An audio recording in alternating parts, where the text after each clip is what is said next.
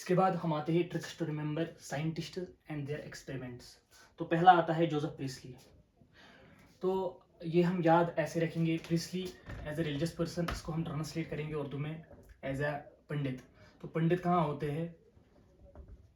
पंडित होते हैं मंदिर में, वहाँ पे बेल होती है। तो bell jar experiment is related to Joseph Priestley, इससे हम ये याद रखेंगे। इसके बाद आता है जॉन इंजन हाउस, ये हम याद रखेंगे इसके ही नाम से, इंजन। अगर हम देखेंगे ज़मीन पे, अर्थ पे, प्लेनेट अर्थ पे, अगर हम देखेंगे अल्टीमेट सोर्स ऑफ एनर्जी या इंजन जिसकी वजह से, जिस पे हम डायरेक्टली या इनडायरेक्टली डिपेंडेंट है, वो है सन। तो इस भाई साहब ने क्या किया था, इसने कहा था एसेंशियलिटी ऑफ सनलाइट। तो इंजन, यहाँ पे इंजन क्या होगा?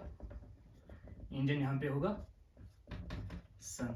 ठीक, तो इसने एसेंशियलिटी ऑफ सनलाइट कहा था। इसके बाद आता है जूलियस वॉन सैक्स। सैक्स मतलब बोरी या थैला।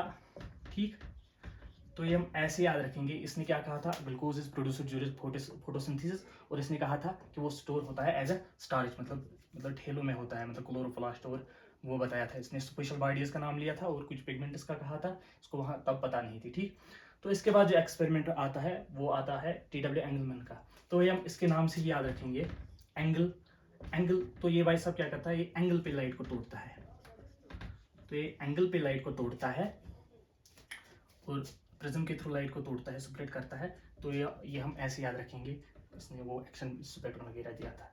इसके बाद आता है कोरवान नील। तो ये हम नील से याद रखेंगे, दरियाई नील, मतलब वाटर, वाटर के रिलेटेड है। इसने कहा था कि जो हाइड्रोजन डोनर है फोटोसिंथेसिस में, वो कौन है? वो वाटर है। और इसी ने वो एनऑक्सीजनिक और ऑक्सीजनिक फोटोसिंथेसिस का कहा था। और उसने और एक और इम्पॉर्टेंट बात कही थी कि जो ये फोटोसिंथेसिस में ऑक्सीजन लिबरेट हो रहा है, ये कार्बन डाइऑक्साइड का ऑक्सीजन नहीं है, ये एक्चुअली वाटर का ऑक्सीजन वहाँ से निकल रहा है। ये हम आगे पढ़ेंगे स्प्लिटिंग ऑफ वाटर में और फोटोलिसिस वाटर में, तो यहाँ पे पढ़ने की जरूरत नहीं। ये जस्ट रिमेंबर कैसे याद रहेगा, कौन किस साइंटिस्ट ने कौन सा एक्सपेरिमेंट किया था।